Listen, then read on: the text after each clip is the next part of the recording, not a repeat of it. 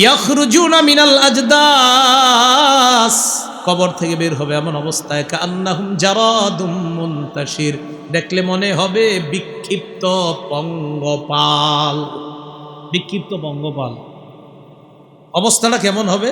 সূরা হজের 1-2 নম্বর আয়াতটা শোনেন। কারো ঘরে কোরআনের অনুবাদ থাকলে আজকে গিয়ে অনুবাদটা পড়বেন, আমিও করছি, আর বাসায় গিয়ে একটু পইরা নিজের মধ্যে কল্পনায় আনবেন। আল্লাহ বলেন, ইয়া আইয়ুহান নাসুত্তাকু রাব্বাকুম, হে মানুষ তোমরা তোমাদের রবকে ভয় করো।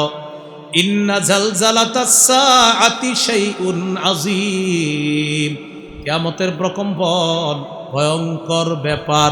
এখানে বললেন ভয়ঙ্কর ব্যাপার, কঠিন ব্যাপার। রব কত বড়, রব জানেন তিনি কত বড়, তিনি বলেন কিয়ামতের প্রকম্পনটা কিন্তু ভয়ঙ্কর ব্যাপার। ইয়াউমা তারাউনাহা তাযহালু কুল্লু মুরদিআতিন আম্মা আরদাআত, সেদিন আপনি দেখবেন দুগ্ধদানকারিণী মা তার দুগ্ধপুষ্য শিশু সন্তানকে ভুলে যাবে। রাতের বেলা শিশু যতবার চিৎকার দেয় মা ততবার শিশুকে দুধ পান করায়। আল্লাহ বলেন কিয়ামতের ময়দান, কিয়ামতের দিনটা এত ভয়াবহ হবে, মার মনেও থাকবে না তার শিশু আছে না নাই। মা ভুলে যাবে ওর যে শিশু আছে, মা মনে যাবে কেন? কিয়ামতের ভয়াবহতা ওরে ভুলিয়ে দিবে ওর যে শিশু আছে। ওয়াতাদাউ কুল্লু যাতি হামলিন হামলাহা, সন্তান প্রসব করার আগে কত আয়োজন করি, হসপিটালাইজড করি, হসপিটালের মধ্যে নেই, কত জায়গায় নেই। আল্লাহ বলেন পেটে যাদের সন্তান থাকবে কিয়ামতের ভয়াবহতা এত কঠিন হবে, ওই সন্তান প্রসব করার জন্য আয়োজনের দরকার হবে না। ভয়াবহতা এমন হবে এমনিতেই তার সন্তান প্রসব হয়ে যাবে।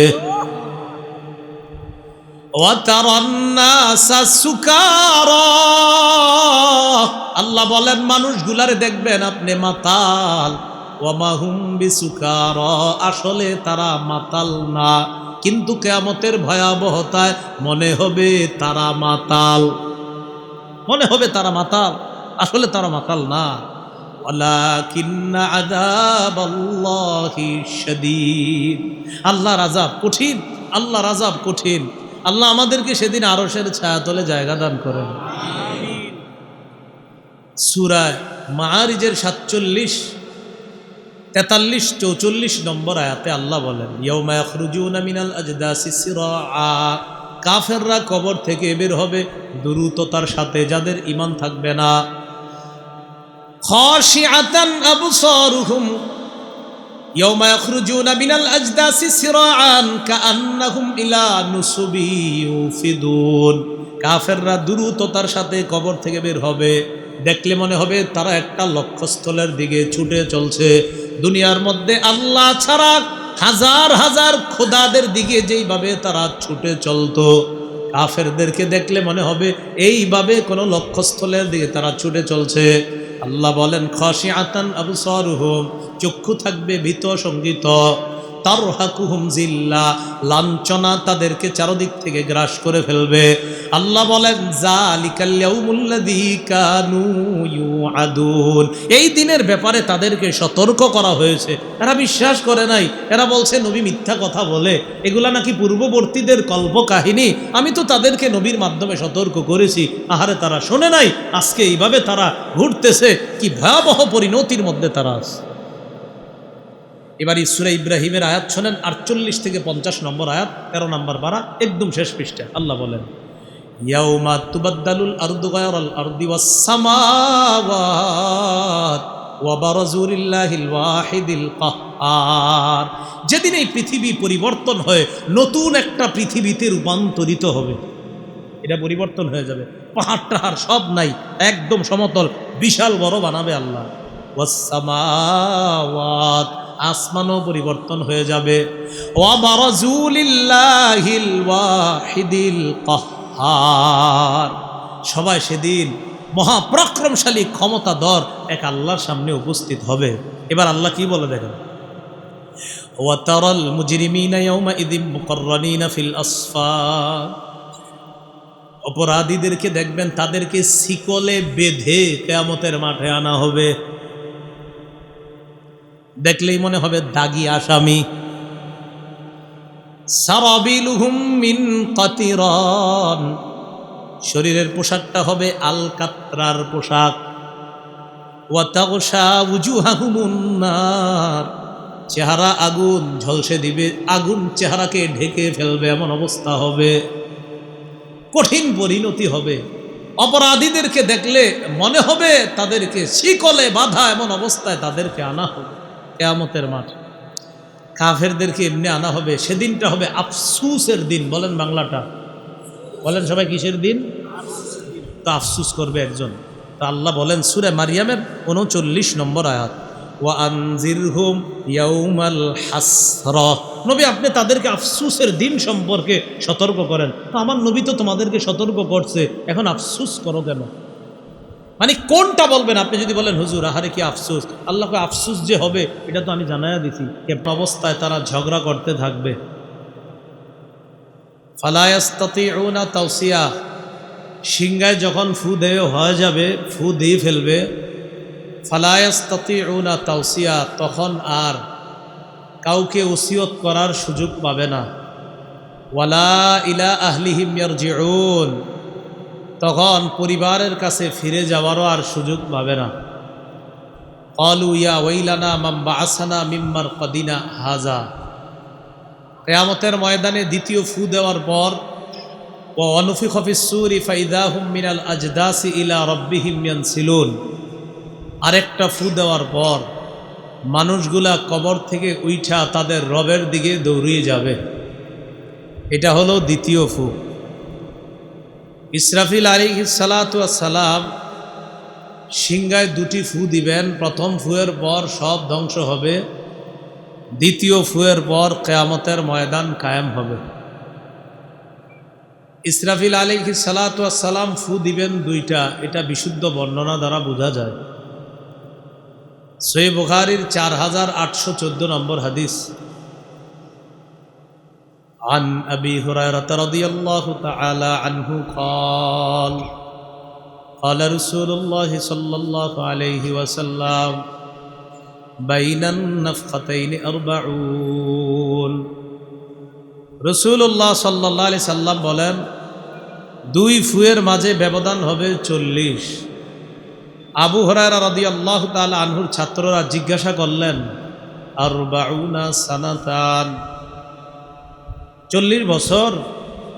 আবু হুরায়রা রাদিয়াল্লাহু তাআলা আনহু জবাব দিলেন, আবাইতু, আমি জানি না। এরপরে জিজ্ঞাসা করলেন, 40 শাহর, 40 মাস? তিনি জবাব দিলেন, আবাইতু, আমি জানি না। আবার জিজ্ঞাসা করলেন, 40 ইয়াউমান, তাহলে কি 40 দিন? তিনি জবাব দিলেন, আবাইতু, আমি জানি না। তাহলে কি বোঝা যায়? দুই ফুয়ের মাঝে ব্যবধান 40, এতটুকুই নবীরে বলতে শুনছে। বাকি এটা কি 40 বছর না 40 দিন না 40 মাস, এটা তাহার জানা নাই। এই জন্য আমরাও বলতে পারি দুই ফুয়ের মাঝে ব্যবধান 40। এই 40টা কি বছর না দিন না মাস, এটা আল্লাহ জানেন, আর নবী কি বুঝিয়েছেন নবী জানেন। সিংহায় ফু দিবেন ইসরাফিল আলাইহিস সালাতু ওয়াস সালাম। তিনি সিংহাটা নিয়ে এখন কিভাবে আসে? একটা হাদিসের কিতাব আছে নাম আল মুস্তাদরাক লিল হাকিম। এই কিতাবের 8676 নম্বর হাদিসের বর্ণনা, قال رسول الله صلى الله عليه وسلم إن طرف صاحب السور منذ وكل به مستعد ينظر نحو العرش مخافة أن يؤمر قبل أن يرتد إليه طرفه। রাসূলুল্লাহ সাল্লাল্লাহু আলাইহি সাল্লাম বলেন, ইসরাফিলকে সিংহার দায়িত্ব যেদিন থেকে দেওয়া হয়েছে ওই দিন থেকে আজ পর্যন্ত 1500 বছর আগে নবী বলছেন, আজ পর্যন্ত আরশের দিকে ইসরাফিল তাকায় আছে, অপেক্ষায় আছে কখন আল্লাহ সিংহায় ফু দেওয়ার হুকুম করবে। ইসরাফিল তখন ফু দিবে। তখন থেকে এই পর্যন্ত ইসরাফিল তার দৃষ্টি অন্যদিকে নেয় না। যদি আল্লাহ হুকুম দিয়ে দেয়। এই ভয়ে দৃষ্টিটা ঠিক এখনো পর্যন্ত সিংহাটা মুখে নিয়ে আল্লাহর আরশের দিকে তাকায় আছে। নবী আবার বলছেন, ইসরাফিলের দুই চোখের দেখতে কেমন? কাআন্না আইনাইহি কাওকাবানি দুরবিয়ান। ইসরাফিলের দুই চোখ দেখলে মনে হয় আকাশের উজ্জ্বল দুটি নক্ষত্র। ইসরাফিল আলাইহিস সালাতু ওয়াস সালাম সিংহায় ফু দিবেন। সিংহা কি জিনিস? সিংহার আরবি হলো সুর। বলেন আরবি কি? তিরমিজি শরীফের 2492 নম্বর হাদিস। জাআ আ'রাবিয়্যুন ইলা রাসূলিল্লাহি সাল্লাল্লাহু আলাইহি ওয়াসাল্লাম। এক গ্রাম্য ব্যক্তি আল্লাহ নবীর কাছে আসলেন। আসার পর প্রশ্ন করলেন, মাসসুরু ইয়া রাসূলুল্লাহ, ওগো আল্লাহ নবী আপনার কাছে জানতে চাই সুর কি জিনিস। ফাকালা রাসূলুল্লাহ সাল্লাল্লাহু আলাইহি ওয়াসাল্লাম, করনুন ইউনফাকু ফীহি। সুর হলো একটা সিংহা যেটার মধ্যে ফু দেওয়া হবে। শিখি আমরা সবাই, বলেন সুর হলো একটা সিংহা, এটার মধ্যে কি দেওয়া হবে? ফু দেওয়া হবে। এটা নিয়ে বসে আছে কোন ফেরেশতা? ইসরাফিল। ইসরাফিল কিভাবে আছে? আরশের দিকে তাকায় আছে, একটু অন্য দিকে আপনার তাকায় না।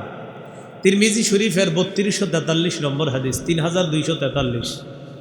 ক্বালা রাসূলুল্লাহ সাল্লাল্লাহু আলাইহি ওয়াসাল্লাম, কাইফা আনআমু ওয়া ক্বাদ ইলতাকামা সাহিবুল করনিল করনা, আসগা সামআ ওয়া হানা জাবহাতা, ইয়ান্তাজিরু আন ইউমারা আন ইয়ানফুখা ফায়ানফুখা।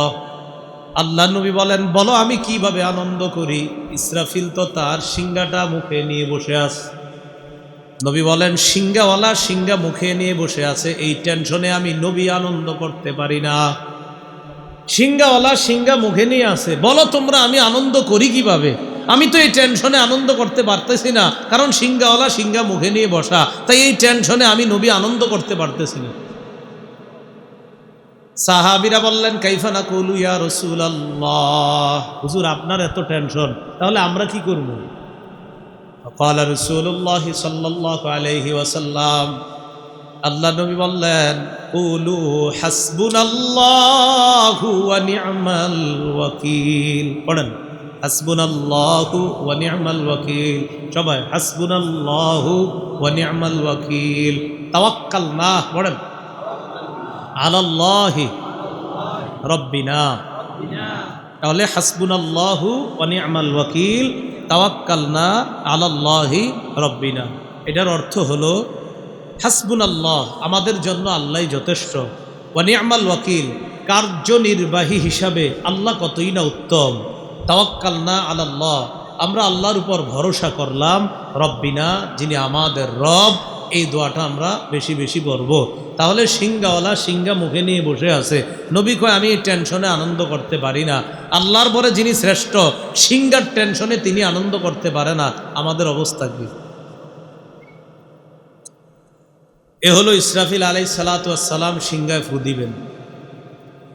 ইসরাফিল আলাইহিস সালাতু ওয়াস সালাম সিংহায় ফু দেওয়ার পর দ্বিতীয় ফুটা যখন দিবেন তখন তো কিয়ামত হয়ে যাবে। কিয়ামত কত দ্রুত হবে! সবাই চোখটা পলক একবার ফালান আবার উঠান, মানে মুহূর্তের মধ্যে ফালান আর উঠান, বন্ধ করে উঠা, খুলে ফেলেন। করছেন? তাহলে আমি কিন্তু দেখি নাই একজন লোক, কথাটা বুঝলেন? অর্থাৎ আপনারা সবাই করলেও আমি বুঝি নাই। কি করি নাই? বুঝি নাই। তাহলে চোখের পলক এমন একটা জিনিস যেটা আমরা বুঝতে পারি না, হয়ে গেছে, খুব তাড়াতাড়ি হয়ে গেছে। সূরা নাহালের ৭৭ নম্বর আয়াতে আল্লাহ বলেন, ওয়ামা আমরুস সাআতি ইল্লা কালামহিল বাসরি আও হুয়া আকরাব। কিয়ামতের বিষয়টা চোখের পলকের মতো, বরং তার চেয়ে আরো সত্তর হয়ে যাবে, বুঝতেও পারবা না। চোখের পলক আমি বুঝিও না, আপনারা চোখের পলক ফালাইছেন কিনা? আল্লাহ বলে চোখের পলকের মতো কিয়ামত ঘটে যাবে, বুঝতেও পারবা না কেমন। সেদিন শুধু আফসুস করবা, কিন্তু লাভ হবে না। মুসলিম শরীফের বর্ণনা ২৯৪০ নম্বর হাদিস, আমাদের মাদ্রাসার পাঠ্যপুস্তক অনুসারে। ক্বালা রাসূলুল্লাহ সাল্লাল্লাহু আলাইহি ওয়াসাল্লাম, আল্লাহ নবী বলেন, সুম্মা ইউনফাখু ফিস-সূর লা ইয়াসমাউহু আহাদুন ইল্লা আসগালিতা ওয়া রাফাআলিতা। সিংহায় যখন আওয়াজ হবে তখন সর্বপ্রথম যে আওয়াজটা শুনবে, শোনা মাত্র ঘাটটা নিচে নামাবে আর উঠাবে। যত মানুষ সিংহার আওয়াজ শুনবে সবাই ঘাটটা নিচে নামাবে আবার উঠাবে। আউয়ালু মান ইয়াসমাউহু রাজুলুন ইয়ালুতু হাউজা ইবলিহি ফালা ইয়াসকি ফি ফায়াসআকু সুম্মা ইয়াসআকুন নাস। সর্বপ্রথম এক ব্যক্তি ওটকে পানি পান করানোর জন্য ওটের জন্য একটা চৌবাচ্চা বানাবে, হাউস বানাবে, হাউসের মধ্যে পানি দিবে, ওটকে পানি পান করাবে। আল্লাহ নবী বলেন ওট পানি পান করানোর আগেই কিয়ামত হয়ে যাবে। ওই লোকটা বেহুশ হয়ে যাওয়ার পর আর হুশ ফিরে আসবে না দুনিয়ার মধ্যে। আবার যখন হুশ ফিরে আসবে দাঁড়ায় দেখবে কিয়ামতের ময়দান। ওটরে পানি পান করাবে তো পানিও পান করাইতে পারবে না। এই লোক সর্বপ্রথম ইসরাফিলের সিংহার আওয়াজ শুনবে, বেহুশ হয়ে যাবে, এরপর তার হুশ ফিরে আসবে। হুশ ফেরার পর দেখবে সে কিয়ামতের মাঠে। তাহলে কি বিষয়গুলা জানলাম? দুটি ফু হবে, প্রথম ফুয়ে সবাই বেহুশ, দ্বিতীয় ফুয়ে কিয়ামত। ইসরাফিল ফু দিবেন। ইসরাফিল কিভাবে আছে? বানানোর পর সিংহার দায়িত্ব দেওয়ার পর এখন আরশ পানে তাকিয়ে আছে, অন্যদিকে তাকায় না। যদি রব হুকুম করে ফেলে, ইসরাফিলের সিংহা দুইটা ফুয়ের মাঝে ব্যবধান কত? 40। এতটুকু পর্যন্ত আমরা এটা শিখলাম। পঞ্চম নম্বরে একটা জিনিস শিখলাম, সর্বপ্রথম সিংহার ফুয়ের আওয়াজ শুনবে এমন ব্যক্তি যে তার ওটকে পানি পান করানোর জন্য হাউস তৈরি করবে, পানি পান করাইতে পারবে না। এর আগেই ওই লোক বেহুশ হয়ে যাবে, অন্যান্য সবাই বেহুশ হয়ে যাবে। এবার দেখেন কিয়ামত কত দ্রুত হবে। আর একটা হাদিস শুনি আমরা। সূর্য ওঠে কোন দিক থেকে? ডেলি পূর্ব দিক থেকে। সহিহ বুখারীর বর্ণনা 6506 নম্বর হাদিস, কিতাবুর রিকাক, কমলহ অধ্যায়, বাবু তুলুইশ শামসি মিন মাগরিবিহা। ইমাম বুখারী একটা শিরোনাম তৈরি করেছেন সহিহ বুখারীর মধ্যে। এই শিরোনামের বাংলা হলো সূর্য পশ্চিম দিক থেকে উদয় হওয়া। কোন দিক থেকে ওঠে? কোন দিক থেকে? পূর্ব। হঠাৎ একদিন কোন দিক থেকে উঠবে? ক্বালা রাসূলুল্লাহি সাল্লাল্লাহু আলাইহি ওয়াসাল্লাম লা তাকুমুস সাআতু হাত্তা তাতলুআশ শামসু মিন মাগরিবিহা। কিয়ামত ততক্ষণ সংগঠিত হবে না যতক্ষণ সূর্য পশ্চিম দিক থেকে উদয় না হয়। ফাইদা তালাআত ওয়া রাআহান নাস আমানা মান ফিল আরদি কুল্লুহুম আজমাউনা হিনা যালিকা লা ইয়ানফাউ নাফসান ঈমানুহা লাম তাকুন আমানাত মিন ক্বাব আও কাসাবাত ফি ঈমানিহা খায়রা। নবীজি বলেন সূর্য পশ্চিম দিক থেকে যতদিন উদয় না হবে ততদিন কিয়ামত হবে না। যেদিন সূর্য পশ্চিম দিক থেকে উঠবে, দুনিয়ার যত মানুষ সূর্যটা পশ্চিম দিক থেকে দেখবে। এই পৃথিবীর মধ্যে যারা থাকবে সবাই ঈমান আনবে, আল্লাহ তোমারেও মানলাম, তোমার নবীর কথাও মানলাম, সব মানলাম, সবাই মানলাম। নবী কোরআনের আয়াত তেলাওয়াত করে বলেন লা ইয়ানফাউ নাফসান ঈমানুহা লাম তাকুন আমানাত মিন ক্বাবলু আও কাসাবাত ফি ঈমানিহা খায়রা। ওই সময় ঈমান কোনো কাজে আসবে না। যারা আগে ঈমান আনে নাই তখন নতুন ঈমান কোনো কাজে আসবে না। আগে যারা ভালো কাজ করে নাই, নতুন করে ভালো কাজ আর কোনো কাজে আসবে না। বলবে ঈমান আনছি, আল্লাহ কয় না কাজ হবে না। নামাজ পড়ি, আল্লাহ, আল্লাহ কয় কাজ হবে না। সূর্য পূর্ব দিকে যতদিন ছিল তোমার সুযোগ ছিল, এখন পশ্চিম দিক থেকে উঠছে। যে নাস্তিক তোমরা আমি আল্লাহরেও মানো নাই, এখন বলতেছো আল্লাহ আছে। আমার নবীরে বিশ্বাস করো নাই, এখন বলছো আমার নবীর কথা ঠিক না। এখন ঈমান আনলে কাজ হবে না। জানেন, বিশ্বাস করেন, যারা বলছে আল্লাহ নাই, যারা বলছে নবীর কথা বিশ্বাস করে না, অনেকে বলে, কিন্তু ওই দিন কি হবে একটা তো সত্য, আল্লাহর কসম সেই দিন হবেই যেদিন সূর্য পশ্চিম দিক থেকে উঠবে। ঘটনা চক্রে সেদিন উঠে গেল, তো সেদিন অবস্থাটা হবে কি? উঠবে এটা তো সত্য, উঠবে যে এটা চূড়ান্ত সত্য কথা, কিন্তু উঠবে যেদিন সেদিন হবে কি? উঠবে এটা সত্য। যখন উঠবে এখন মনে করেন বলবে বিজ্ঞানীটা বলছে না, ওটা বলছে না, বিভিন্ন মানে আপনার ইয়া করে যে না এটা কেমনে সম্ভব, পূর্ব দিকেরটা আবার পশ্চিম দিক থেকে, এটা তো আপনারা বলছেন অনেকে, মানে যারা আল্লাহ বিশ্বাস করে না, তো তাদেরকে বলবেন ভাইয়া তোমরা তো বলছো এটা সম্ভব না, আচ্ছা বলো যেদিন উঠে যাবে হবেটা কি সেটা বলো। উঠবে তো নিশ্চিত। আল্লাহ আমাদেরকে মজবুত ইমানের সাথে থাকার তৌফিক দান করেন।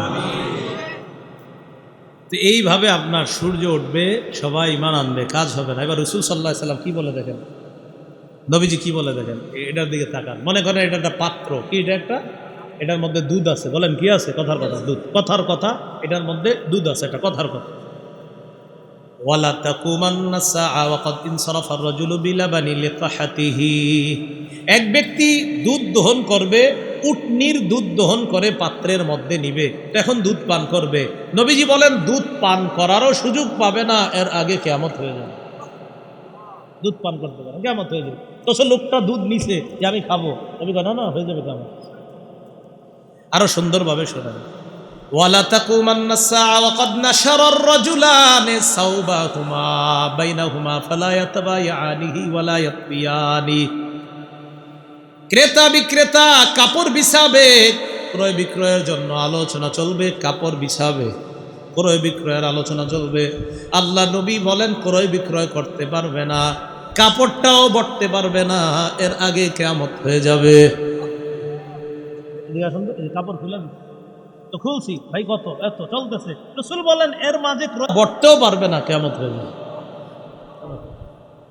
তো এখন মনে করেন যারা, এটা যে আমার নবী বলছে এটা হবেই, কিন্তু যেদিন হয়ে যাবে হবেটা কি সেদিন।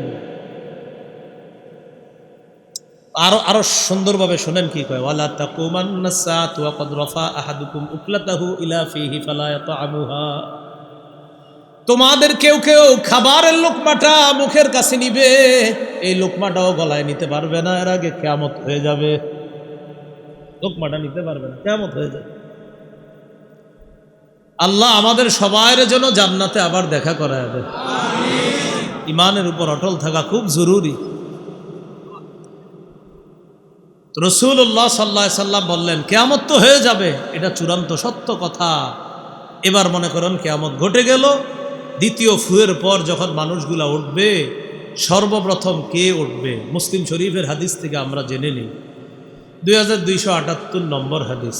ক্বালা রাসূলুল্লাহ সাল্লাল্লাহু আলাইহি ওয়াসাল্লাম, আল্লাহ নবী বলেন আনা সাইয়্যিদু ওয়ালাদি আদম ইয়াউমাল কিয়ামাহ, কিয়ামতের ময়দানে আমি নবী মুহাম্মদ হব সমস্ত আদম সন্তানের নেতা। ওয়া আনা আউয়ালু মান ইয়ানশাক্কু আনহু কবরুহু, আল্লাহ নবী বলেন কিয়ামতের দিন সর্বপ্রথম আমার কবরটা ফাটা হবে। কিয়ামতের ময়দানে সর্বপ্রথম আমার কবরটা ফাটা হবে। কবর ফেটে যাওয়ার পর আমি সর্বপ্রথম কিয়ামতের ময়দানে দাঁড়াবো। তাহলে স্টেপ বাই স্টেপ মনে রেখেন, কিন্তু প্রথম দিকে হইতে পারবেন নি। সিংহায় ফু হবে কয়টা? বিশুদ্ধ বর্ণনা দুইটা। কে ফু দিবে? ইসরাফিল সিংহা মুখে নিয়ে নাই, কবের থেকে যেদিন দিছে এ পর্যন্ত। ইসরাফিলের চোখ দুইটা দেখতে আকাশের নক্ষত্র। কিসের মতো? আকাশের নক্ষত্র। সর্বপ্রথম আওয়াজ শুনবে কে? হাউস বানাইতেছে, ওটরে পানি পান করাবে, সে শুনবে। এ তো মাশাআল্লাহ, আস্তে আস্তে একটু বুঝে আসবে। দুই ফুয়ের মাঝে ব্যবধান 40 বছর, না মাস না দিন জানি না আমরা, বাস এটা ব্যবধান। তো ফু দেওয়ার পর ইসরাফিল আলাইহিস সালামের দ্বিতীয় ফুয়ের পর যখন আবার সর্বপ্রথম কিয়ামতের মাঠে যার কবরটা প্রথম ছিদ্র করা হবে তিনি কে বলেন তো? মুহাম্মদ সাল্লাল্লাহু আলাইহি ওয়াসাল্লাম। সহিহ বুখারীর 4813 নম্বর হাদিসের বর্ণনা, ক্বালা রাসূলুল্লাহ সাল্লাল্লাহু আলাইহি ওয়াসাল্লাম ইন্নী আউয়ালু মান ইয়ারফাউ রাসাহু বাদান নাফখাতিল আখিরাহ, আল্লাহ নবী বলেন কিয়ামতের ময়দানে সর্বপ্রথম আমি মুহাম্মদ দ্বিতীয় ফুয়ের পর আমার মাথাটা উপরের দিকে উঠাবো। কিয়ামতের মাঠে কবর ফাটা হবে আমার, এরপর আমি প্রথম আমার মাথা উপরে উঠাবো, অর্থাৎ আমি উপরে উঠে দেখবো কি না কি। কবর থেকে উঠার পর সবার গায়ের মধ্যে দুনিয়ার পোশাক থাকবে না? থাকবে, থাকবে বলতেছি আমি, না যে বলতেছে এটাও ঠিক, আবার থাকবে এটাও ঠিক। আবু দাউদ শরীফের বর্ণনা, যারে যেই কাপড়ে কবর দেওয়া হয় তাকে ওই কাপড়ে কবর থেকে উঠানো হবে। আপনার দেখুন না, মনে থাকবিনি? যাকে যেই কাপড়ে দাফন করা হবে তাকে কবর থেকে ওই কাপড়ে উঠানো হবে। উঠানোর পর তার দুনিয়াবি পোশাকটা খুলে ফেলা হবে। এই হলো কাপড় থাকবে না। আবার বুঝেন, কবর দেওয়ার পর আমরা যেই কাপড়ে কবর দিব ওই কাপড়ে উঠানো হবে। উঠানোর পর তার শরীর থেকে দুনিয়ার কাপড়টা খুলে ফেলা হবে। খুলে ফেলার পর এবার শরীরের মধ্যে কাপড় থাকবে না, পায়ের মধ্যে জুতা থাকবে না, গুরলা খতনাবিহীন তাকে উঠানো হবে। নবীজি বলেন, ইন্নাকুম মাহশুরুনা হুফাতান উরাতান গুরলা, কিয়ামতের ময়দানে তোমাদেরকে উঠানো হবে এমন অবস্থায় পায়ের মধ্যে জুতা থাকবে না, শরীরের মধ্যে কাপড় থাকবে না, খতনাবিহীন উঠানো হবে।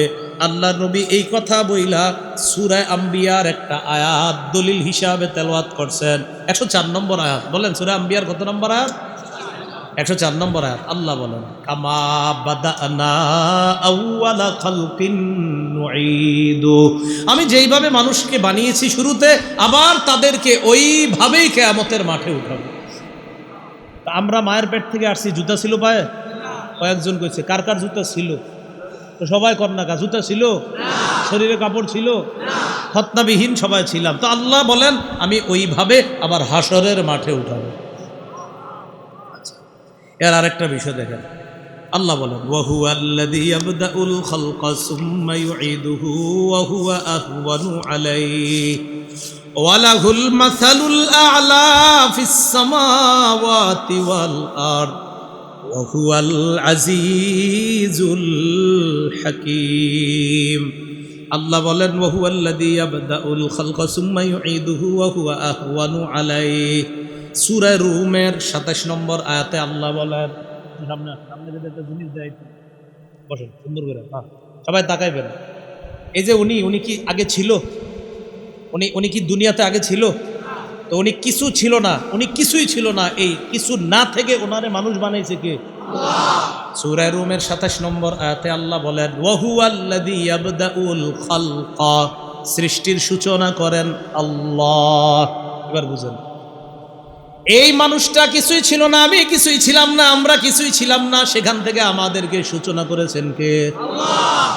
যারা আল্লাহ বিশ্বাস করে না তারা কয় আবার আমাদেরকে কিভাবে বানাইবো, এটা বুঝে আসে না, তারা কয়। এখন আল্লাহ সূরা রুমের 27 নম্বর আয়াতে কয়, সৃষ্টির সূচনা করলাম তোমারে, তোমার কোনো স্যাম্পল ছিল না, এখন তো তোমাদের স্যাম্পল আছে, আমরা তো এখন স্যাম্পল আছি। আল্লাহ বলেন, ওয়াহুয়া আহওয়ানু আলাইহি, স্যাম্পল ছাড়া তোমারে প্রথম বানাইলাম, সুম্মা ইউঈদুহু, আবার তোমারে বানাবো, এবার তো তোমার স্যাম্পল আছে, অতএব তোমারে এখন বানানো আমি রবের কাছে আরো সহজ। আগে স্যাম্পল ছিল না, সেখান থেকে আমি রব বানাইলাম, এখন তো স্যাম্পল আছে, সে ওয়াহুয়া আহওয়ানু আলাইহি। আল্লাহ বলেন এটা তো আমার কাছে আরো সহজ। স্যাম্পল ছিল, আমি আপনি কিছু ছিলাম, তো সেখান থেকে বানাইছে, এখন তো এই যে আমি আব্দুর রহিম আব্দুল করিম আমরা আছি, আল্লাহ কত তোমারে বানানো তো আরো সহজ।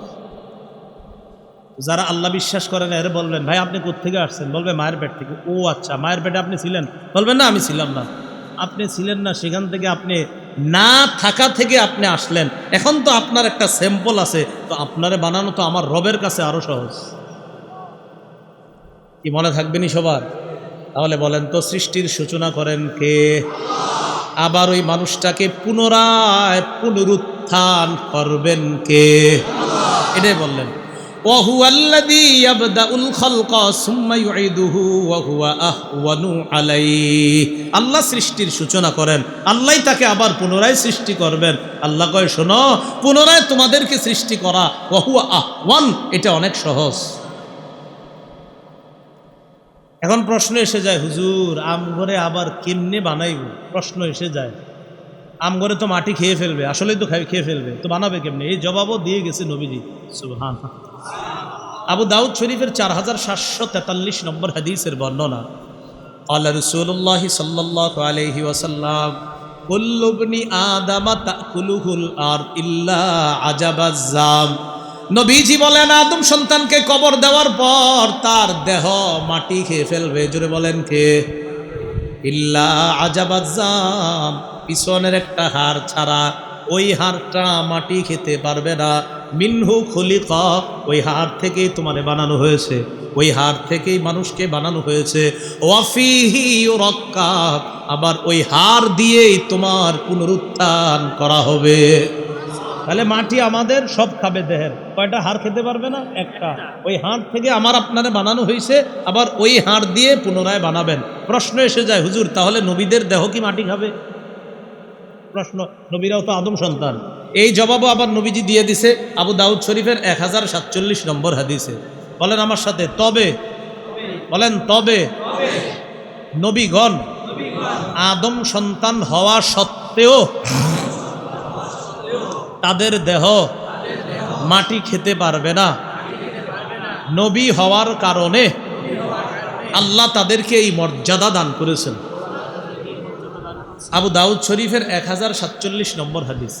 ক্বালা রাসূলুল্লাহ সাল্লাল্লাহু আলাইহি ওয়াসাল্লাম, ইন্নাল্লাহা হাররামা আলাল আরদি আজসাদাল আম্বিয়া, আল্লাহ মাটির উপর হারাম করে দিয়েছেন নবীদের দেহ খাওয়া। নবীদের দেহ খাওয়াটা মাটির উপর আল্লাহ হারাম করে দিয়েছে। আমি আপনি যারা আছি, এই আমাদেরকে যদি সামান্য ইমান আছে, মনে করেন অনেকের, তো ইমান থাকার পরেও অনেকের আল্লাহ বিভিন্ন অপরাধের কারণে জাহান্নামে দিবে, সাজা ভোগ করার পর পরে জান্নাত দান করবে। সহিহ বুখারী 6573 নম্বর হাদিসের মধ্যে আছে, আল্লাহ যখন ওই সরিষা পরিমাণ ইমানওয়ালাদেরকে বের করতে বলবে জাহান্নাম থেকে, ফেরেশতাদেরকে বলবে বের করো, ফেরেশতারা গিয়ে খুঁজবে এত কোটি কোটি জাহান্নামীর মাঝে কেমনে চিনব কোনটা ইমানদার? নবীজি বলেন, ইউরাফুনা বিআলামাতি আসারিস সুজুদ, ইমানদারের কপালের সেজদার চিহ্ন দেখেই ফেরেশতারা চিনবে এটা ইমানদার। মজার রহস্যটা আরো শোনেন। নবীজি বলেন, ইন্নাল্লাহা হাররামা আলান নার আন তাআকুলা মিন ইবনি আদামা আসারাস সুজুদ, আল্লাহ আগুনের উপর হারাম করে দিয়েছেন আগুন যেন আদম সন্তানের সেজদার জায়গাটা খাইতে না পারে। নামাজ পড়েন বাবারা, চাচারা, ভাইয়েরা, বন্ধুরা, নামাজ পড়েন। দেখছেন নি, জাহান্নামে কোনো ইমানদার গেল তার সেজদার জায়গাটা আগুন খেতে পারবে না।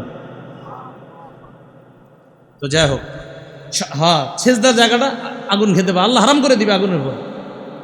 রাসূলুল্লাহ সাল্লাল্লাহু আলাইহি সাল্লাম বলে দিয়েছেন সমস্ত নবীদের দেহ মাটি খেতে পারবে না। তাহলে এইভাবে তাদেরকে আবার পুনরায় সৃষ্টি করা হবে।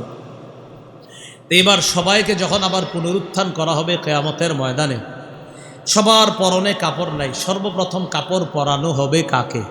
ক্বালা রাসূলুল্লাহ সাল্লাল্লাহু আলাইহি ওয়াসাল্লাম, ইন্না আউওয়ালাল খালাইকি ইউকসা ইয়াউমাল কিয়ামাতি ইব্রাহিম আলাইহিস সালাতু ওয়াসসালাম, সর্বপ্রথম ইব্রাহিম নবীকে কিয়ামতের ময়দানে জান্নাতি পোশাক পরিধান করানো হবে। আল মুস্তাদরাক লিল হাকিমের বর্ণনা, ক্বালা রাসূলুল্লাহ সাল্লাল্লাহু আলাইহি ওয়াসাল্লাম, আউয়ালু মান ইউকসা ইয়াউমাল কিয়ামাতি ইব্রাহিম আলাইহিস সালাতু ওয়াসসালাম ইউকসা হুল্লাতাম মিনাল জান্নাহ সুম্মা ইউতা বিহি ফাউকসা হুল্লাতাম মিনাল জান্নাহ, কিয়ামতের ময়দানে সর্বপ্রথম ইব্রাহিম নবীকে জান্নাতি পোশাক পরানো হবে, তারপর আমি মুহাম্মদকে জান্নাতি পোশাক পরানো হবে। আম্মা জান আয়েশা সিদ্দিকা রাদিয়াল্লাহু তাআলা আনহা বললেন, ইয়া রাসূলুল্লাহ, পরনে কাপড় না থাকলে কি আমরা লজ্জা পাবো না? প্রশ্ন কর, হুজুর এটা লজ্জার বিষয়, লজ্জা পাবে না? নবীজি যে জবাবটা দিয়েছে, না। নবীজি বলেন, আয়েশা, কিয়ামতের ময়দানটা তোমার চিন্তার ক্ষমতার আরো বাহিরে। তোমার তো মাথার মধ্যে চিন্তা আসছে লজ্জা পাবো কি পাবো না। কিয়ামতের ময়দানে এত পেরেশান থাকবে, নিজের পেরেশান নিয়ে মানুষ, পাশের জনের শরীরে পোশাক আছে না নাই এটাও তাকানোর সময় হবে না। টেনশন, কে কার দিকে তাকাবে? সূরা আবাসা 33 থেকে 37 নম্বর আয়াতে আল্লাহ বলেন, ফাইযা জাআতিস সাখা, যেদিন মহানাদ এসে যাবে, কিয়ামত হয়ে যাবে।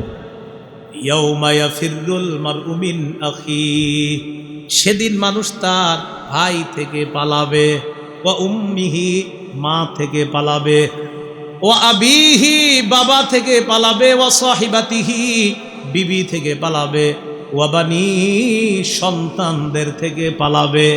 আল্লাহ বলেন লিকুল্লি ইমরিইম মিনহুম ইয়াউমাইযিন শা'নুন ইউগনি, প্রত্যেকের সেদিন আলাদা একটা অবস্থা হবে, যেই অবস্থা পেরেশানির অবস্থা, তাকে তার নিজের মধ্যেই তাকে ব্যস্ত রাখবে। পাশের জনের শরীরে কাপড় আছে না নাই এটা দেখার সুযোগ হবে না, পেরেশানিটা এত বেশি হবে। আল্লাহ আমাদেরকে বুঝার তৌফিক দান করুন। তো কিয়ামতের ময়দানে এবার কাফের যারা, তাদের অবস্থা কি হবে, ওই এটা বোঝানোর জন্যই আপনাদের সামনে সূরা কমারার 6 থেকে 7 নম্বর আয়াত তেলাওয়াত করলাম। ওই আয়াতটা বোঝানোর জন্য আমি এই লম্বা সিংহা কিয়ামতের ঘটনাটা টাইনা নিয়ে আসলাম। আল্লাহ বলেন ফাতাওয়াল্লা আনহুম, নবী আপনি তাদের থেকে মুখ ফিরায় নেন। ইয়াউমা ইয়াদউদ দাঈ ইলা শাইইন নুকুর, ওই দিনের অপেক্ষা করেন যেই দিন একজন আহ্বানকারী তাদেরকে আহ্বান করবে ভয়ানক এক পরিণতির দিকে। কি পরিণতি? আল্লাহ কত বড় বলেন, আল্লাহই জানে। আল্লাহ কত বড়, আমাদের রব আল্লাহ কত বড়, এটা আল্লাহই জানেন। এই আল্লাহ বলতেছেন ভয়াবহ পরিণতি, তাহলে আল্লাহর বলা ভয়াবহ কেমন হবে? আল্লাহ কত বড় আল্লাহ জানেন। তিনি যদি কোনো জিনিস রে কয় ভয়াবহ, এটা কেমন ভয়াবহ হবে? তো বলতেছে ভয়াবহ পরিণতির দিকে ডাকবে। খুশআন আবসারুহুম, নজর নিচের দিকে থাকবে সবার কাফের গো। খুশআন, এই যে ভীত সন্ত্রস্ত, ভীত শঙ্কিত, খুশআন ভীত শঙ্কিত, চোখ বড় বড়, ভয় পাইতেছে। ঘটনা কি? নজর নিচে, বিষয়টা এমন না, ভীত শঙ্কিত। ঘটনা কি? কি হইল? ইয়াখরুজুনা মিনাল আজদাস, কবর থেকে বের হবে এমন অবস্থায়, কান্নাহুম জারাদুম মুনতাশির, দেখলে মনে হবে বিক্ষিপ্ত পঙ্গপাল। বিক্ষিপ্ত পঙ্গপাল অবস্থাটা কেমন হবে? সূরা হজের 1-2 নম্বর আয়াতটা শোনেন। কারো ঘরে কোরআনের অনুবাদ থাকলে আজকে গিয়ে অনুবাদটা পড়বেন, আমিও করছি, আর বাসায় গিয়ে একটু পইরা নিজের মধ্যে কল্পনায় আনবেন। আল্লাহ বলেন ইয়া আইয়ুহান নাসুত্তাকু রাব্বাকুম, হে মানুষ তোমরা তোমাদের রবকে ভয় করো। ইন্না জালজালাতাস সাআতি শাইউন আযীম, কিয়ামতের প্রকম্পন ভয়ঙ্কর ব্যাপার। এখানে বললেন ভয়ঙ্কর ব্যাপার, কঠিন ব্যাপার। রব কত বড়, রব জানেন তিনি কত বড়। তিনি বলেন কিয়ামতের প্রকম্পনটা কিন্তু ভয়ঙ্কর ব্যাপার। ইয়াউমা তারাউনাহা তাযহালু কুল্লু মুরদিআতিন আম্মা আরদাআত, সেদিন আপনি দেখবেন দুগ্ধ দানকারিনী মা তার দুগ্ধ পুষ্য শিশু সন্তানকে ভুলে যাবে। রাতের বেলা শিশু যতবার চিৎকার দেয় মা ততবার শিশুকে দুধ পান করায়। আল্লাহ বলেন কিয়ামতের ময়দান, কিয়ামতের দিনটা এত ভয়াবহ হবে, মার মনেও থাকবে না তার শিশু আছে না নাই। মা ভুলে যাবে ওর যে শিশু আছে, মা মনে যাবে। কেন? কিয়ামতের ভয়াবহতা ওরে ভুলিয়ে দিবে ওর যে শিশু আছে। ওয়াতাদাউ কুল্লু যাতি হামলিন হামলাহা, সন্তান প্রসব করার আগে কত আয়োজন করি, হসপিটালাইজড করি, হসপিটালের মধ্যে নেই, কত জায়গায় নেই। আল্লাহ বলেন পেটে যাদের সন্তান থাকবে কিয়ামতের ভয়াবহতা এত কঠিন হবে, ওই সন্তান প্রসব করার জন্য আয়োজনের দরকার হবে না। ভয়াবহতা এমন হবে এমনিতেই তার সন্তান প্রসব হয়ে যাবে।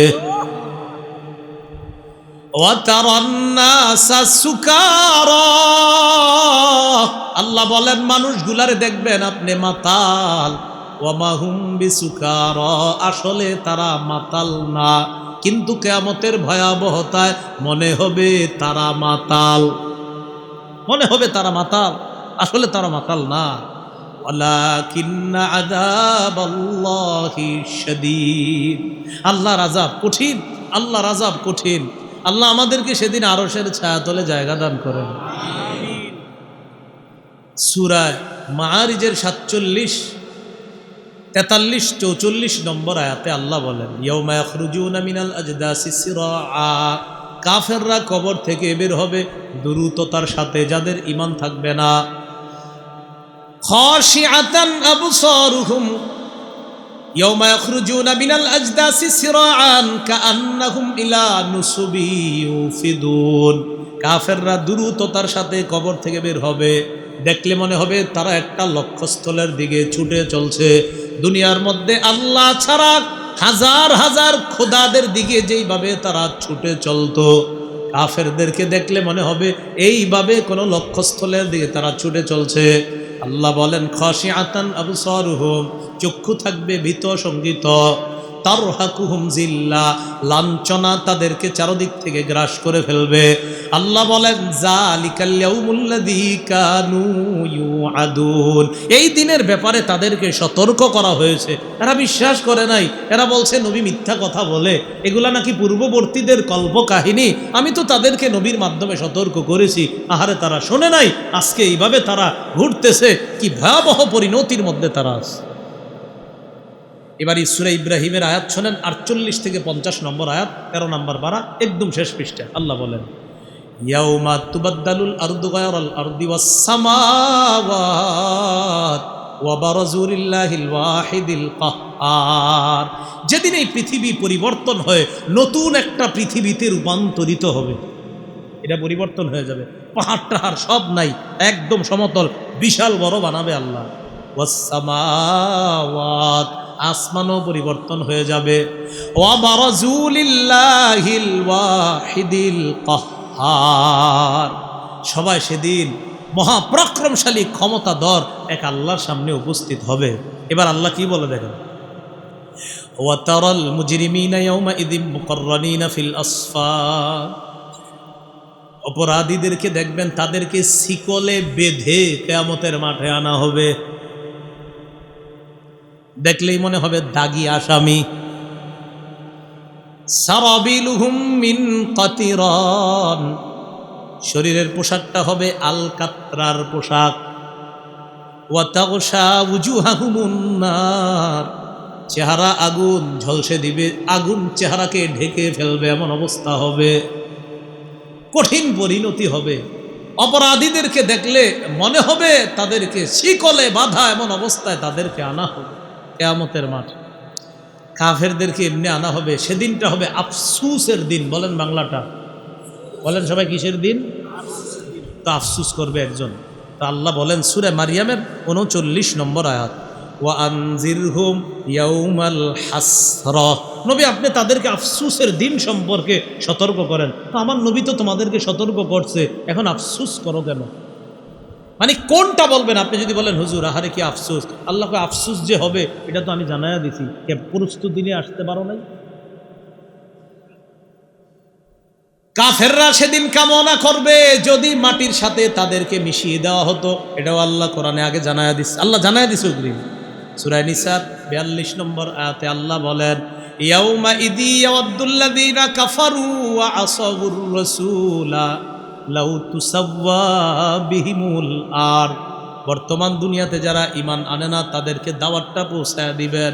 আল্লাহ বলেন যারা কাফের আর নবীর নাফরমানি করে, কিয়ামতের ময়দানে তারা কামনা করবে যদি তাদেরকে মাটির সাথে মিশিয়ে দেওয়া হতো। তো আল্লাহ সেদিন বলবে তুমি করে না বলে দিছি যে ঈমান না আনলে তোমরা এইভাবে মানে তারা যে কামনাটা করবে এটা তো আল্লাহ বলেই দিচ্ছে। দেখেন এখনো যাদের ঈমান নাই তাদেরকে যদি দাওয়াত দেন, ভাইয়া আপনি ঈমান আনেন নাই, আপনি কিন্তু কিয়ামতের মাঠে এটা বলবেন যদি আপনাকে মাটির সাথে মিশিয়ে দেওয়া হতো। আর আপনি এটা যে বলবেন আল্লাহ কিন্তু অগ্রিম বলে দিয়েছে, এটা আপনারা জানায়া দিছে। এখন বলবে ধর্মিয়া, যদিও দুনিয়াতে ধর্মিয়া বলেন, কিন্তু সেদিন যদি বলেন তখন কি হবে? মনে করেন এখন ধর্মিয়া বলে উড়াইয়া দিচ্ছে, কিন্তু সেদিন যে হবে আমরা মুসলমানরা তো বিশ্বাস করি, তাকে বলবেন আপনি তো ধর্মিয়া বলে উড়িয়ে দিচ্ছেন, যদি হয়ে যায় তখন কি হবে বলেন? আল্লাহ বলছে লাউ তুসাওয়া বিহিমুল আরদ, এটা যে তারা বলবে আমি তো অগ্রিম জানায়া দিচ্ছি। সূরা নাবার 40 নম্বর আয়াতে আরো স্পষ্ট আল্লাহ বলেন ওয়ায়াকুলুল কাফির, বর্তমান দুনিয়ার মধ্যে যারা ঈমান আনে না তাদেরকে জানায়া দিবেন যে ভাইয়া আপনি কিয়ামতের ময়দানে আফসোস করে বলবেন ইয়া লাইতানি কুনতু তুরাবা, হায় আমি যদি মাটি হয়ে যেতাম। তাহলে দেখেন এই আফসোসটা যে করবে, এরা যদি বলে আল্লাহ আপনি তো আমগরে জানান নাই, আল্লাহ কি জানাইছে না? আরে জানাইছি কিনা? জানাইছে। এই শোনো, তোমরা যারা ইমান আনবা না, তোমরা কিন্তু এরকম বলবা যদি মাটি হয়ে যেতাম। কেন? আমি আল্লাহ না বলে দিছি এরকম বলবা। তাহলে বলবা, এটা তো আগেই বলছি, তো ইমানটা আনলা না কেন? এই অবস্থা। এখন কিয়ামতের ময়দানে যখন আপনার তাদেরকে উঠানো হবে, তো দুনিয়াতে ইমান ছাড়া ভালো কাজ করছে এরকম মানুষ আছে না? আর ইমান নাই কিন্তু ভালো কাজ করছে, কোটি কোটি টাকা দান করছে, আহারে দাতব্য প্রতিষ্ঠান কত কিছু করছে। আবার আপনারাও অনেকের ছবি দিয়ে ফেসবুকে স্ট্যাটাস দেন, তার নামে টেটু আঁকেন আর বলেন তাকে যেই কারণে আমার ভালো লাগা, এরকম একটা বাংলা লেখা ফেসবুকে স্ট্যাটাস দেন। ইমান নাই। এদের হালাত কি হবে? প্রথমে আমার সাথে একটা বাংলা বলেন, বলেন মরুভূমির মধ্যে মরীচিকাকে পানি মনে করা যেমন আসলে পানি না, ইমান ছাড়া ভালো কাজ করে তার ফলাফল কামনা করা মরীচিকাকে পানি মনে করার মতোই। মরীচিকা কি পানি? মরীচিকা কি পানি? বলেন সবাই, মরীচিকা কি পানি? তাহলে মরীচিকাকে পানি মনে করা যেমন পানি না, ইমান ছাড়া ভালো কাজ যদি কেউ করে আর এটার ফলাফল কামনা করা কিন্তু ফলাফল না, এটা জিরো ফলাফল। এটারও দলিল আছে। সূরা নূরের 39 নম্বর আয়াত আল্লাহ বলেন, ওয়াল্লাযীনা কাফারু আ'মালুহুম কাসারাবিম বিকিআতি ইয়াহসাবুহুজ যামআনু মা। যারা কাফের তাদের আমল হলো কাসারাব, সারব মানে মরীচিকা, বিকিয়া মরুভূমি। যারা কাফের তাদের আমল হলো মরুভূমির মধ্যে মরীচিকার মতো। ইয়াহসাবুহুজ যামআনু মা, দূর থেকে পিপাসার্ত ব্যক্তি তাকায় মনে করে ওই যে পানি দেখা যায়, পানি দেখা যায়। হাত্তা ইযা জাআহু, যখন দৌড়ায় তার কাছে যায়, লাম ইয়াজিদহু শাইআ, পানি কিছুই পায় না। এটা কিন্তু আপনারা গ্রামগঞ্জের মানুষও ট্রাই করতে পারেন। প্রচণ্ড রৌদ্রের দিনে বড় হাওয়ার আছে না, অনেক জমিন পরে একটা বাড়িঘর দেখবেন, এই প্রচণ্ড রৌদ্রের মধ্যে হঠাৎ আপনার মনে হবে দূরে চিকচিক করতেছে, হা হা ওই যে পানি, ওই যে পানি, কাছে দৌড়ে যাবেন, ওই পানি তো নাই।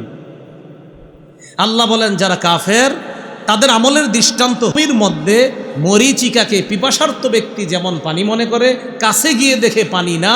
ইমান ছাড়া ভালো কাজ যারা করে ফলাফল যদিও কামনা করে, কাছে গিয়ে দেখবে ফলাফল শূন্য, বুঝি ইমান নাই। পরে একটা কথা বলবো, যদি না বলি মানে সামান্য ইমান থাকলে কি হবে, এই শেষে একটা বলবো, আপনার পুরাটাকে বলে নেই। তাহলে প্রথমে জানলাম ইমান ছাড়া আমল মরুভূমির মধ্যে মরীচিকাকে পানি মনে করার মতো। তো মরীচিকা তো পানি না, ইমান ছাড়া আমলের ফলাফল এটাও আসলে ফলাফল না। 2 নাম্বার, ছাই চিনেননি বা দুই একজন কয় মানে মনে হয় যে আপনারা ডাকাত হেন, আমি চিনি আপনারা চিনবেন না। আরে ছাই চিনেননি, এটা প্রথমে কইবেন তো, আমি তো গ্রামগঞ্জের বলা পাইনি। ছাই চিনেন না? তো ছাই সবাই তো চিনি। ও আচ্ছা আচ্ছা, সালি সালি,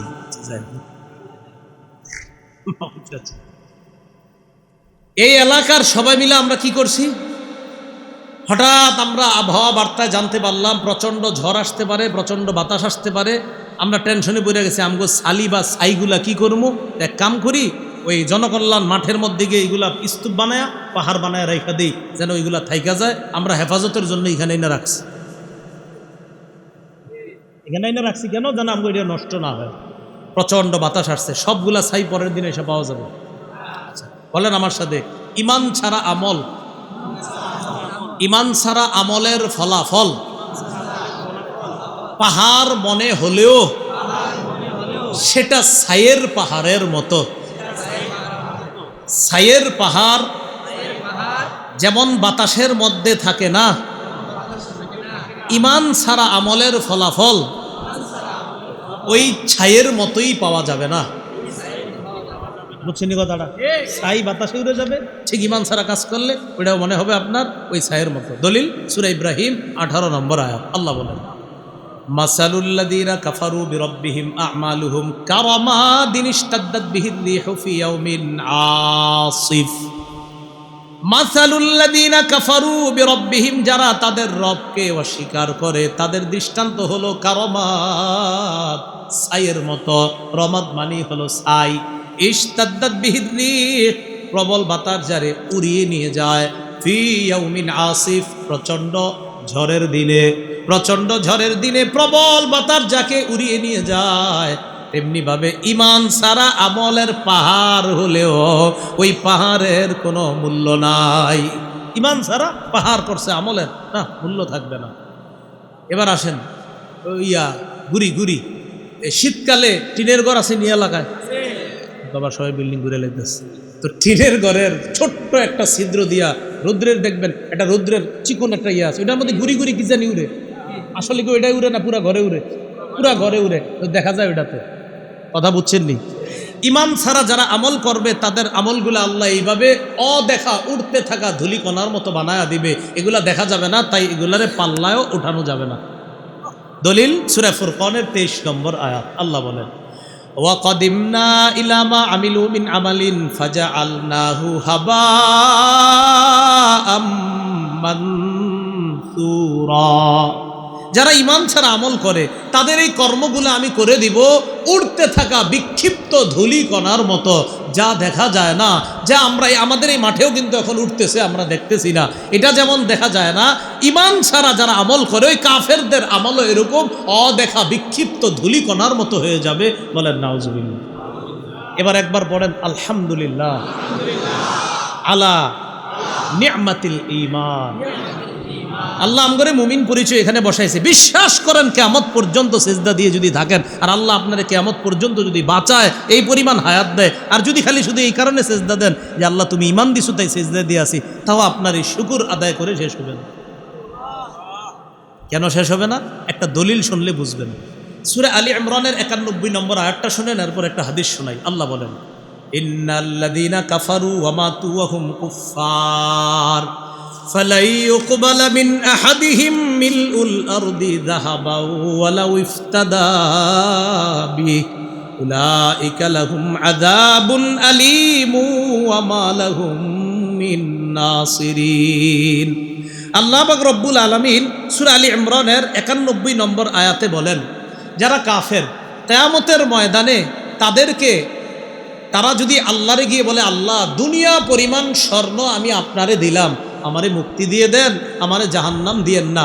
আল্লাহ কয় লাইয়ুকবালা, কিছুতেই তার থেকে দুনিয়া পরিমাণ স্বর্ণ গ্রহণ করা হবে না। কেন? তার ঈমান নাই, তাই গ্রহণ করা হবে না। সূরা ইউনূস আয়াত নাম্বার 54 আল্লাহ বলেন ওয়ালাউ আদনা লিকুল্লি নাফসিন যালামাত মা ফিল আরদ, পৃথিবীর মধ্যে যারা জালেম তাদের জন্য যদি পৃথিবীর সব কিছু হয়ে যায়, লাফতাদাত বিহ, এই সব কিছুর বিনিময়ে হলেও আল্লাহর কাছে তারা বলতো, আল্লাহ আমারে আপনি মাফ করে দেন। এবার সহিহ বুখারীর একটা হাদিস শোনেন, 6338 নম্বর হাদিস, কিতাবুর রিকাব কোমল হ অধ্যায়ের মধ্যে ইমাম বুখারী আনছেন, ইউজাউ বিল কাফিরি ইয়াউমাল কিয়ামাহ, কাফেরকে কিয়ামতের মাঠে আনা হবে। আনার পর আল্লাহর পক্ষ থেকে বলা হবে লাউ কানা লাকা মিলউল আরদি যাহাবা, আচ্ছা পুরা দুনিয়া পরিমাণ স্বর্ণ যদি তোমার হয়, আকুনতা তাফতাদিবি, তুমি কি দুনিয়া পরিমাণ স্বর্ণ দিয়া আমার থেকে এই জাহান্নাম থেকে পরিত্রাণ চাও? আবার বুঝেন, কাফেরকে আনা হবে, আনার পর কাফেরকে বলা হবে, আচ্ছা পুরা দুনিয়া পরিমাণ স্বর্ণ তোমাকে যদি দেওয়া হয়, আকুনতা তাফতাদিবিহি, তুমি কি এই দুনিয়া পরিমাণ স্বর্ণ আমাকে দিয়ে দিতা জাহান্নাম থেকে যদি মুক্তি দিয়ে দিই তোমারে? কাফের বলবে হ্যাঁ দিয়ে দিব আমি। কাফের বলবে দিয়ে দিবে। আল্লাহর পক্ষ থেকে বলা হবে কদ কুনতা সুইলতা মা হুয়া আইসার, তোমার কাছে আরো সহজটা চাওয়া হয়েছিল, শুধু যদি আমারে মানতা, আমি আল্লাহ ছাড়া কোনো ইলাহ নাই, একদিন না একদিন তোমারে আমি জান্নাত দিয়ে দিত। সহজ জিনিসটাতে তুমি আমারে দেও নাই, তুমি দুনিয়াতে কত অস্বীকার করলা, দুনিয়ার কামান করার জন্য আমি আল্লাহকে ভুলে গেলা, আমি আল্লাহকে মানলা না। এই জন্য বলছিলাম ইমানের দাম কত বেশি দেখেন, দুনিয়া পরিমাণ স্বর্ণ, আল্লাহ কয় খালাস দুনিয়া পরিমাণ স্বর্ণ, ইমান আছে? কয় নাই। কয় দরকার নাই। ইমান আছে যাদের, রসুল বলেন খেজুরের একটা টুকরাও ইখলাসের সাথে সদকা করো, এই খেজুরের টুকরা তোমাকে জান্নাতে পৌঁছায় দেবে। ইমান আছে, কি আছে? এই জন্য বলছি ইমানের নিয়ামতের শুকরিয়া সারা জীবন আদায় করে শেষ করতে পারবেন না।